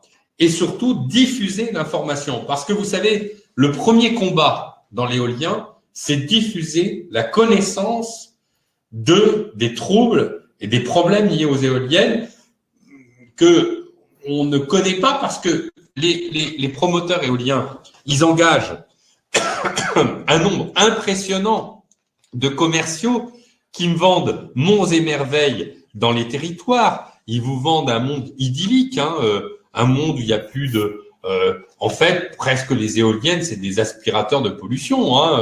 The power to survive, comme précise un des promoteurs éoliens. Ils vous envoient des jolies filles pour essayer de vendre leurs éoliennes. Et parfois, ils font même des voyages à l'étranger. Donc, ils sont capables de tout, les promoteurs éoliens. Et ils ont des véritables commerciaux. Donc, nous, on a un gros travail de réinformation pour rétablir la vérité sur ce sujet. Et donc, voilà, ce travail, c'est d'abord un travail d'information. Et puis après, ceux qui ne sont pas constitués en association, se constituer en association, agir au pénal, au civil et en administratif pour lutter au plus vite contre ces éoliennes. C'est-à-dire, dès qu'on a la connaissance de ces éoliennes, il faut vraiment agir au plus vite. Alors, j'ai deux questions sur le sujet. Premièrement, est-ce que vous pouvez nous recommander, ou en tout cas, j'ai une personne qui me dit comment connaître des avocats spécialisés dans le sujet. Et deuxièmement, une personne qui me dit oui, mais l'engagement d'une action en pénal a un coût et bon nombre d'associations n'ont pas les moyens de le supporter. Est-ce qu'il y a des alternatives? Alors, concernant les avocats, c'est une très très bonne question parce que il faut que vous compreniez. Et je suis désolé de dévoiler quelque chose qui est grave, c'est qu'il y a très très peu d'avocats fiables parce qu'une partie des avocats sont corrompus.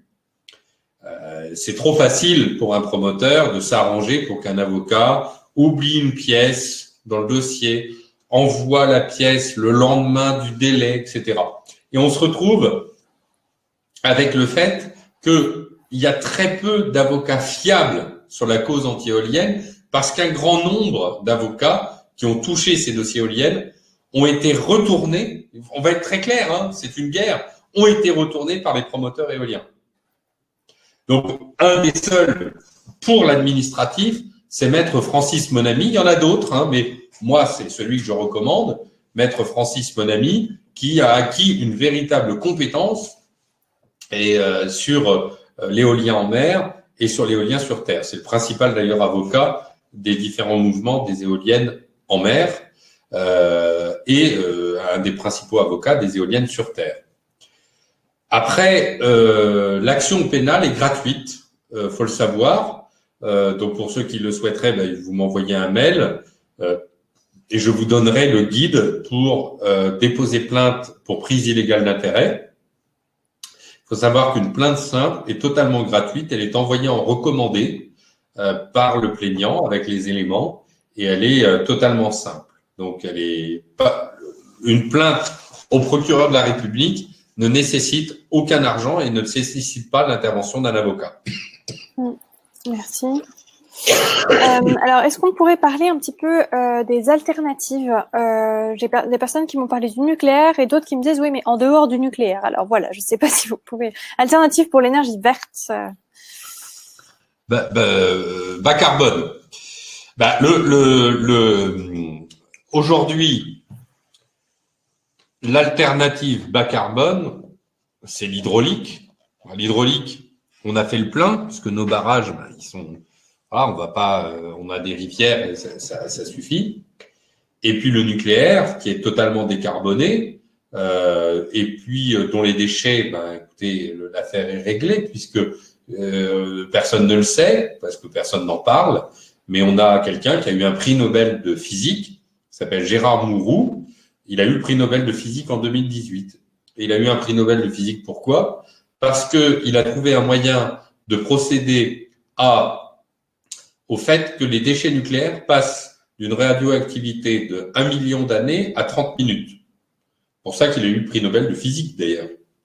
Donc, personne n'en parle. Et là, actuellement, il fait des travaux pour industrialiser sa solution, pour régler le problème des déchets nucléaires.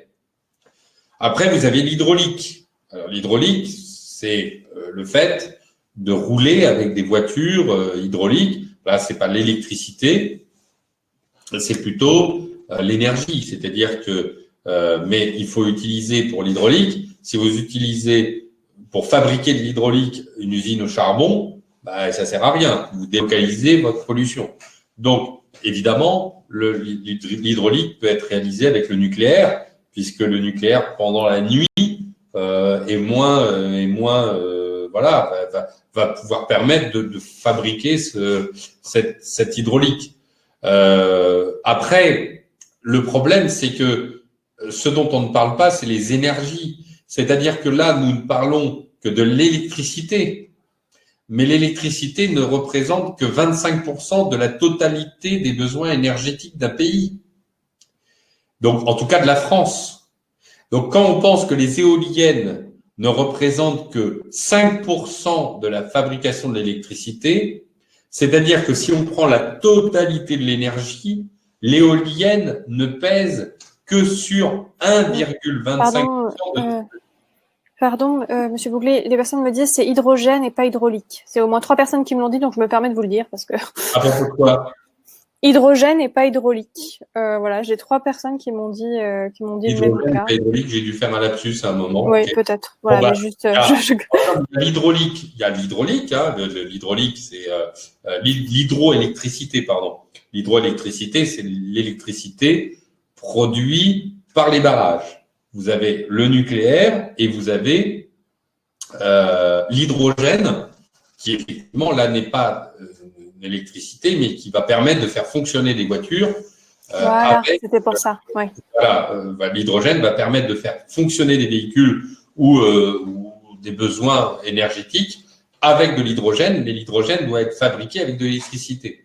Donc, si vous fabriquez de l'hydrogène avec une électricité qui n'est pas décarbonée, ça revient au même. Voilà, c'est le même problème. Donc, il faut que l'hydrogène soit réalisé avec une électricité décarbonée.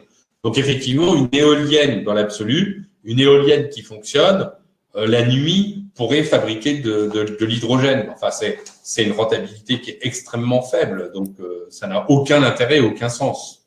Par contre, ce qui est très important de savoir, c'est que en réalité, l'électricité ne représente que 1/4 des besoins énergétiques. Et or, ce sont les besoins énergétiques qui créent les gaz à effet de serre. Donc, quand l'éolienne ne produit que 5% de la totalité de l'électricité, en réalité, c'est 1,5% ou 1,25% de la totalité énergétique. Donc, en fait, c'est epsilonesque, c'est à la marge. On est en train de dépenser 150 à 200 milliards d'euros pour 1% de notre besoin énergétique. C'est juste dingue. Alors que 80% de notre électricité, c'est-à-dire le nucléaire, a eu pour coût 80 milliards d'euros. On marche sur la tête. On est dans un incroyable paradoxe. Donc voilà, sur la question des alternatives, vous avez suffisamment répondu, je pense. Voilà, donc maintenant, une personne me dit depuis des années, je plaide pour que ce débat sorte du combat de clocher mené par chaque association isolément, ce qui ne peut au mieux que retarder l'issue finale. Ne faudrait-il pas maintenant que le scandale, qui est grâce à vous très documenté, soit porté au niveau national en mettant toutes les parties prenantes autour de la table avec une rédaction d'un livre blanc de synthèse, une conférence nationale. Qu'est-ce que vous en pensez? Je pense que on l'a fait, on a commencé. Vous savez, Paris ne s'est pas construit en un jour. On a commencé à le faire avec notre réunion à l'Interlié. Le 29 septembre, je vous incite à aller voir Documentaire et Vérité, où vous avez une vidéo de synthèse de nos travaux, puisqu'il y avait Jean-Louis Buttré, moi-même, le numéro 2 d'EDF et Pascal Bruckner, c'était organisé par 2 journalistes du Figaro, c'était Alexandre Devecchio et Luc-Antoine Lenoir, et Charles Timon qui était documentariste, et vous aviez dans le public de l'Interallié, qui est un lieu assez prestigieux, plein de leaders d'opinion de la cause anti-éolienne, tous les auteurs d'ouvrages, et il y a encore hier ou avant-hier, nous sommes une dizaine à avoir publié un communiqué de presse commun avec les auteurs d'ouvrages et les différents mouvements. Il y a Énergie et Vérité également.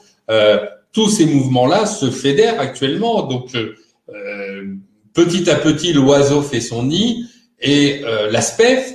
Donc, toutes les organisations qui ont à cœur de défendre notre patrimoine et notre environnement se fédèrent actuellement pour conduire à ce dont vous parlez. Et vous savez, le problème, c'est que c'est un combat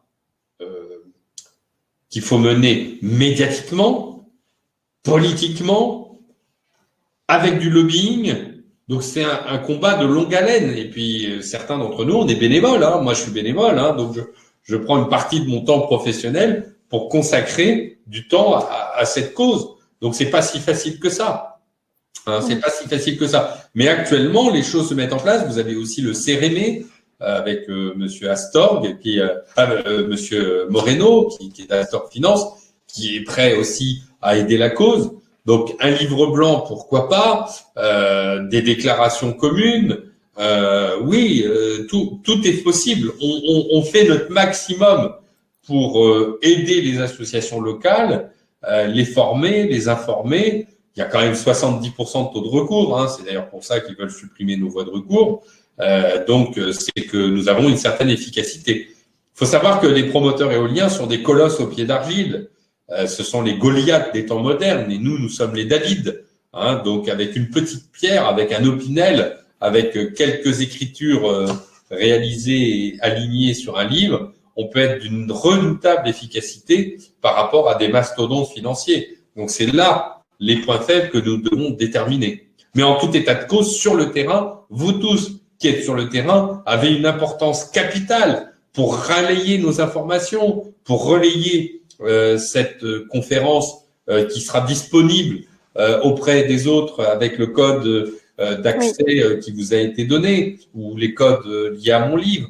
Donc, n'hésitez pas à diffuser, diffuser le livre, diffuser toutes les informations qu'on vous envoie parce que vous êtes le relais local et c'est comme ça qu'on va réussir à l'emporter par la diffusion de l'information. Oui, comme on dit, prêtez ce livre à votre voisin. Une personne me dit, j'insiste sur la pétition citoyenne pour un moratoire national sur l'éolien industriel, pour qu'au moins les auditeurs sachent qu'elle existe et qu'elle est simple à partager et signer. Tout à fait. Donc ça, vous la connaissez? Ouais. D'ailleurs, Monsieur Hartz a eu sur mes opinions de diffuser l'information sur la conférence de ce soir. Donc évidemment, pour compléter cette action, il faut soutenir cette pétition qui, en quelques jours, a obtenu 41 000 signataires, ce qui est quand même assez rare et assez nouveau. Donc, je pense qu'on devrait, dans les mois qui viennent, obtenir les 100 000 pétitionnaires. Donc, pareil, diffuser sur Twitter, Facebook, partout, la pétition demande de moratoire de l'éolien dans mesopinions.com pour justement diffuser, parce que c'est vrai que moi j'ai une pétition aussi sur Touche pas à nos îles où on a 11 000 pétitionnaires contre le parc éolien entre l'Île-Dieu et Noirmoutier et c'est très efficace parce que ça permet de diffuser l'information en grand nombre parce que quand vous avez 41 000 signataires, eh bien vous avez 41 000 personnes qui peuvent recevoir des informations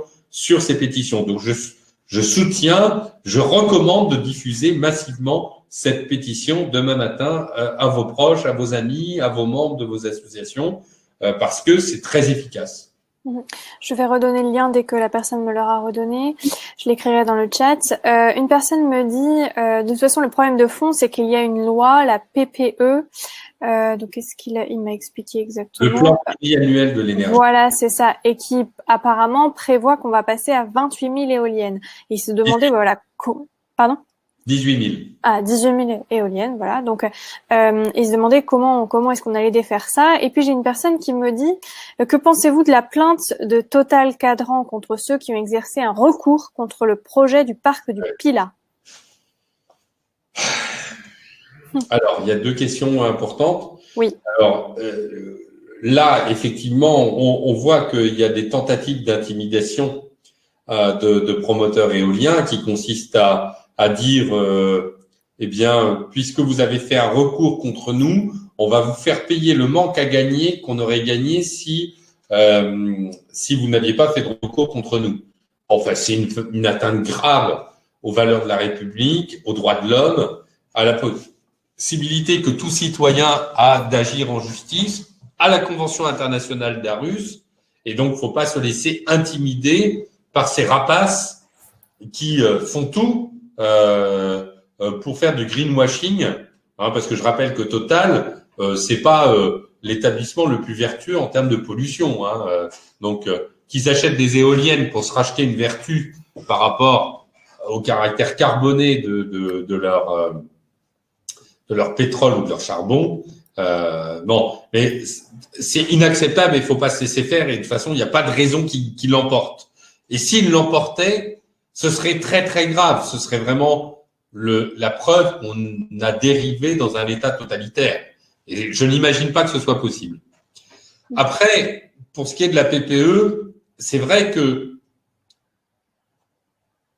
après la publication de mon livre l'année dernière et le rapport de la commission d'enquête parlementaire, quelques semaines après, Macron a dit, et vous l'avez souligné tout à l'heure, le consensus sur l'éolien est en train de s'affaiblir, on peut pas l'imposer de là-haut. Et après, le ministre de l'écologie. Et en fait, on n'a pas eu de chance. Parce qu'à ce moment-là, il y a eu le Covid, en février. Et alors, le Covid, ça a été le moment le plus opportun pour le gouvernement de passer une PPE scandaleuse, alors qu'ils disaient qu'ils allaient atténuer le nombre d'installations des éoliennes terrestres, et de prévoir la loi ASAP, qui est en train de prévoir la limitation des recours des anti-éoliens. Donc, on se retrouve dans une situation absolument scandaleuse. Je ne vois pas d'autre solution que de s'engager et de renverser la table dans le cadre des élections présidentielles prochaines. C'est la seule solution qu'on ait. Il va falloir que nous nous engagions fortement dans les élections présidentielles et que nous, anti-éoliens, nous soyons une force de frappe politique, 100 000, 200 000 personnes, en disant, nous voterons contre, parce que au second tour des élections présidentielles, en fonction des candidats, 100 000 voix, 200 000 voix, ça peut avoir un rôle très important pour la victoire. Et donc, il faut se préparer pour ces élections présidentielles.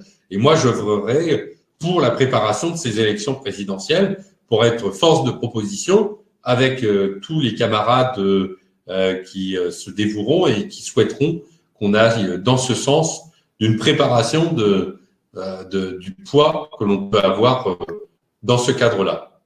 Élections présidentielles et élections législatives. Et du coup, c'est vrai qu'il y avait cette question-là de dire, mais en fait, quel parti, ou en tout cas, quelle personnalité aujourd'hui, selon vous, représente de manière la plus fiable possible les anti-éoliens? Comment faire pour les identifier?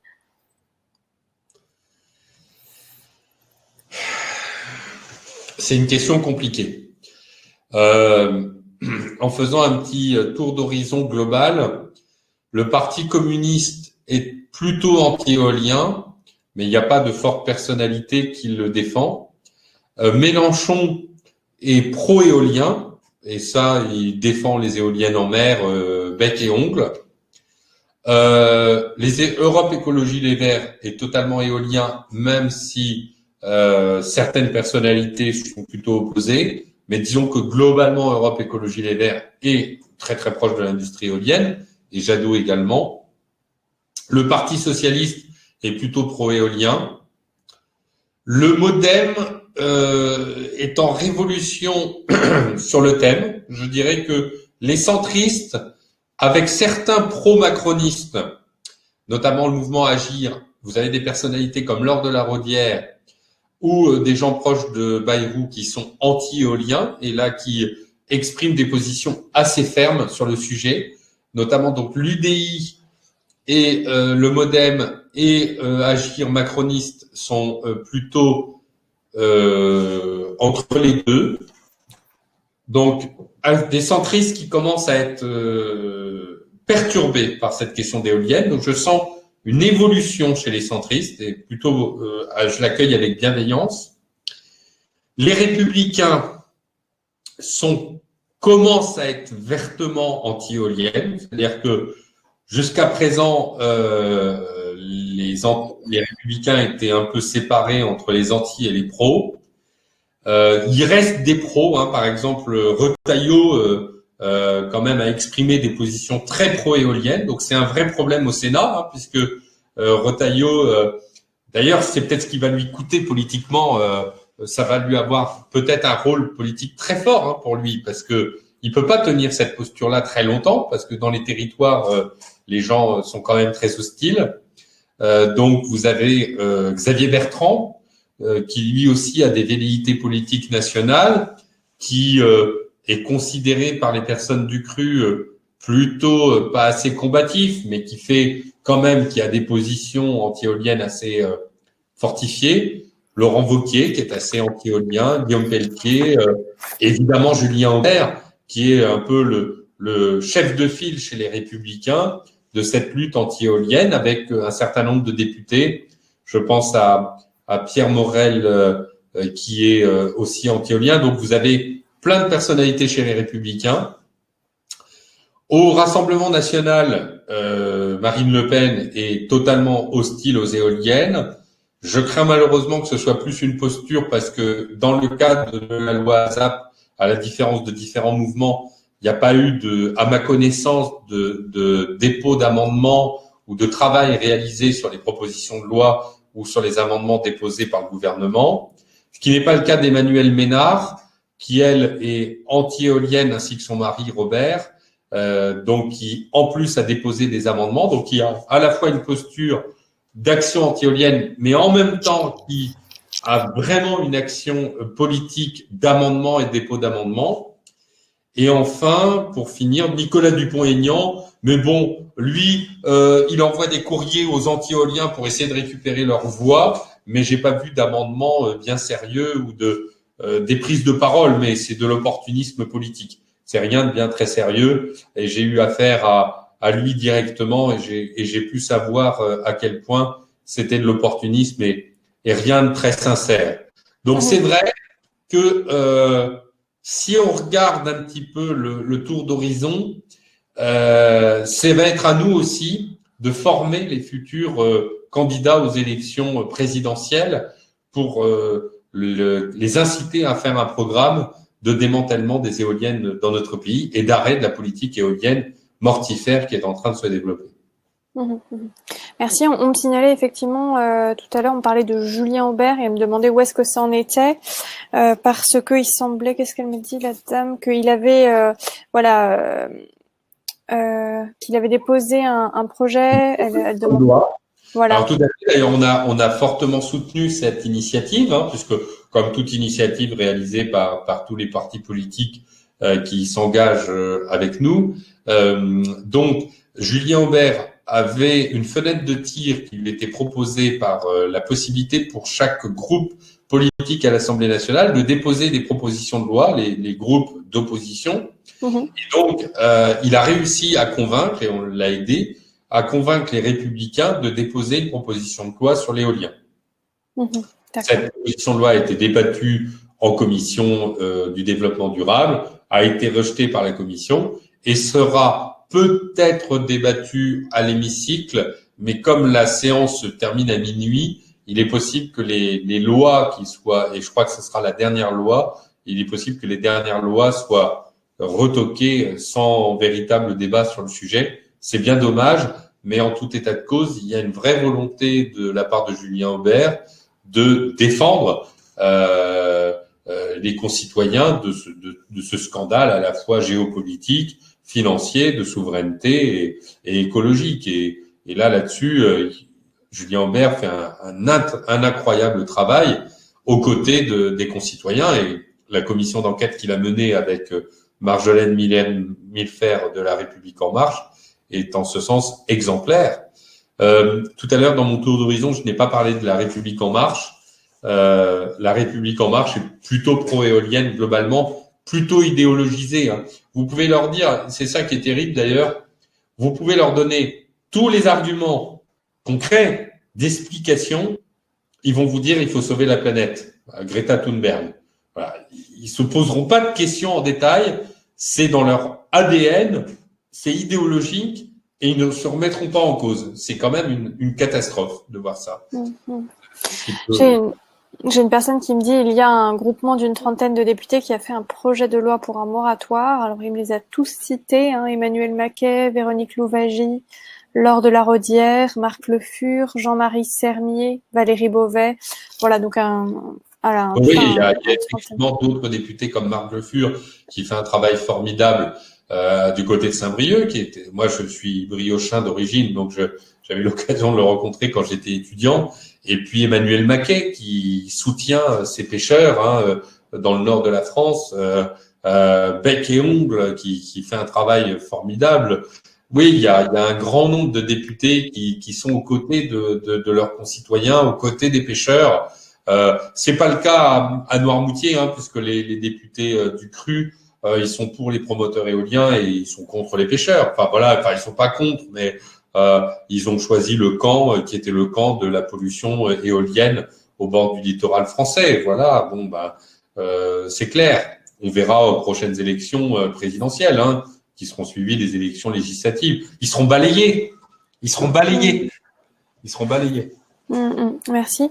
Peut-être la question de la fin, toujours apparemment sur la question des alternatives. Je ne sais pas si elle dit si on supprime l'éolien et si le nucléaire est à bannir à cause des risques et des déchets, que reste-t-il en énergie renouvelable? La réduction de la radioactivité est formidable, mais c'est pas pour demain. Reste la décroissance et négawatts dont vous ne parlez pas. Quel sera pour vous l'éolien acceptable ou n'y en a-t-il pas du tout? Alors peut-être c'est aussi le moment de préciser qu'on parle surtout de l'éolien industriel. Ouais. Pour conclure, alors je vais d'abord je parlerai de l'éolien après. Là-dessus, moi d'abord, la décroissance, la collapsologie, la fin du monde, les oiseaux de mauvais augure, la kroonterbisation de la société, le pessimisme ambiant, moi j'y crois pas. Moi je crois au fait que l'humain aura des solutions. L'humain a toujours eu des solutions. L'humain a une capacité de résilience et de trouver des solutions. Faut être un peu optimiste. Donc la décroissance, bien sûr qu'on va faire attention, que il faut qu'on fasse attention à nos modes de consommation, c'est une évidence. Il va falloir qu'on consomme beaucoup plus proche du lieu de fabrication. Il faut qu'on arrête de produire en Chine. Voilà. Il faut qu'on produise nos vêtements. Il faut qu'on produise nos voitures. Il faut qu'on produise nos moyens de production. Et on l'a vu d'ailleurs avec la crise du Covid. On n'est même pas capable de fabriquer des médicaments, même des masques pour se protéger. Donc on a bien vu que cette crise du Covid nous ouvrait à une réflexion beaucoup plus importante sur la proximité du lieu de production et peut-être sur une sobriété de notre consommation. Ça, c'est une réalité. Bon, maintenant, un pays a besoin d'énergie et d'électricité parce que autrement, c'est un pays en sous-développement. D'ailleurs, la Chine, qui est un des pays qui fabrique des éoliennes, vient d'ouvrir une centrale nucléaire là actuellement. Donc, la recherche et développement doit être au cœur de ce que l'on fait, de notre politique. Et le nucléaire propre, ça existe. Moi on me contraint à parler de nucléaire, mais moi c'est pas mon sujet le nucléaire. Moi mon sujet c'est les éoliennes. Mais en regardant de manière précise ce qui s'est fait sur le nucléaire, j'ai constaté tout simplement qu'il y avait des choses qui étaient très claires, qu'il y avait des façons de faire du nucléaire totalement en réglant le problème des déchets nucléaires, et il y avait des possibilités liées à la fission nucléaire, à des nouvelles méthodes. Et ça, c'est le travail des scientifiques de faire ça. Et pour ce qui est travail de Gérard Mourou, bon, qu'est-ce que c'est qu'un million d'années? Le déchet nucléaire, c'est 1 million d'années de radioactivité, et les possibilités de développement, c'est peut-être 5 ou 10 ans. Donc, la question sera réglée à l'aune de l'humanité. Après, pour ce qui concerne les éoliennes, on va être très clair. Pour ce qui me concerne, il n'y a pas d'éoliennes valables. Je l'ai écrit dans mon livre. Je ne vais pas à la fois écrire dans mon livre que l'éolienne, ça ne marche pas, que c'est anti-écologique, que c'est polluant, que c'est des détournements de fonds considérables, et dire qu'il faut qu'on développe l'éolien même à 1500 mètres des habitations, etc. Pour moi, il n'y a qu'un seul éolien qui vaille, un éolien démantelé. C'est-à-dire que je suis pour le démantèlement des éoliennes. Voilà. Non seulement il faut arrêter la politique éolienne en cours, en arrêtant de subventionner les éoliennes, et vous verrez, le jour où on arrêtera de subventionner les éoliennes, il n'y aura plus d'installation d'éoliennes. Parce qu'au tarif spot, les promoteurs éoliens ne sont pas rentables. Donc, si l'éolien ne fonctionne qu'avec des subventions publiques, c'est que c'est pas compétitif, contrairement à ce que disent les promoteurs. Donc, on arrête l'installation des éoliennes, on désinstalle les éoliennes, en cours. Et comme on veut les désinstaller, on fait un plan, comme on aura fait des économies sur les 100 milliards d'euros à devoir dans les années à venir, et ben on consacre 1 ou 2 milliards d'euros pour la désinstallation, pour aider les démantèlements des éoliennes qui sont déjà installées. Et on arrête surtout l'invasion de notre territoire maritime par les éoliennes qui vont détruire le fond marin et détruire l'activité de nos amis pêcheurs. Ça n'est pas possible. Maintenant, ya basta. Ça suffit. Ça n'est plus possible. Il faut arrêter. Et une personne me dit effectivement l'éolien de 15 mètres de haut pour chaque ferme et en province. Qu'est-ce qu'on en pense? Alors là, ce n'est plus l'éolien industriel, c'est l'éolien particulier, individuel. Donc là, c'est le problème de chacun. Et je crois que pour des raisons de rentabilité, les éoliennes, si elles font 250 mètres de haut pour les plus grandes, c'est parce qu'en fait, le vent est beaucoup plus important très haut. Donc si vous mettez une petite éolienne individuelle à 15 mètres du sol, ça n'aura aucune rentabilité, en fait. Voilà. Et ce dont on parle, c'est vraiment les éoliennes industrielles. Après, vous avez dans les champs, vous vous souvenez, on se souvient de ces petites éoliennes de 10 ou 15 mètres de haut qui servaient tout simplement à remonter l'eau des puits et à servir d'outils de récupération d'eau. Donc ça pose aucun problème. Enfin, c'est pas notre sujet à nous. Nous, ce dont on parle, c'est l'éolien industriel. D'accord, merci vraiment Fabien Bouglet. Nous avons même dépassé notre temps de 15 minutes, donc merci de nous avoir éclairé. Je me remets à côté de vous, donc je suis de nouveau là. Voilà. Merci. Donc je rappelle que vous avez écrit, mais je pense que la plupart des personnes l'ont lu, ce livre, Éolienne, la face noire de la transition écologique. Donc si comme moi, parmi ceux qui nous écoutez, vous êtes plutôt, disons, visuel, que vous avez besoin d'avoir sous les yeux les argumentaires pour les retenir, n'hésitez pas à acheter le livre. En tout cas, voilà. Pour les prochains thèmes, non, d'abord simplement le replay, l'enregistrement de ce webinaire. Je l'ai dit de nombreuses reprises sur le chat, mais en tout cas, il sera disponible probablement dès demain matin sur le site des Éditions du Rocher, dans la rubrique webinaire, et vous y aurez accès avec votre adresse mail d'inscription. Voilà. Donc ensuite, pour les prochains, eh bien, nous en avons encore jusqu'à mi-décembre. Nous en avons 2, et ensuite ce sera, ça partira sur janvier et février. Donc la semaine prochaine, eh bien, comme je vous disais, on a aussi des voyages dans le corps. Donc on va parler des reins. Donc voilà, tous ceux qui sont diabétiques ou qui ont des problèmes rénaux, venez écouter la professeure Corinne Isnar-Bagnis. Et puis le 15 décembre, nous finissons par une conférence sur le rôle des aidants dans la solidarité intergénérationnelle, avec une dame qui va nous donner un peu son témoignage, les astuces qu'elle a pu trouver, qui assistait sa grand-mère eh bien jusqu'au bout sans la mettre en EHPAD. Voilà. Et puis nous aurons simplement, puisqu'on parlait beaucoup de la Bretagne, je pense que certains d'entre vous connaissent au moins de réputation Patrick Poivre d'Arvor. Et c'est lui qui va commencer la nouvelle saison des webinaires le 12 janvier. Voilà, vous avez toutes les informations sur le site des éditions du Rocher. Mais en tout cas, voilà, merci. Bonne soirée à tous. Et puis, à bientôt, j'espère. Bonne soirée à tous et on ne lâche rien. On lâche rien. Merci.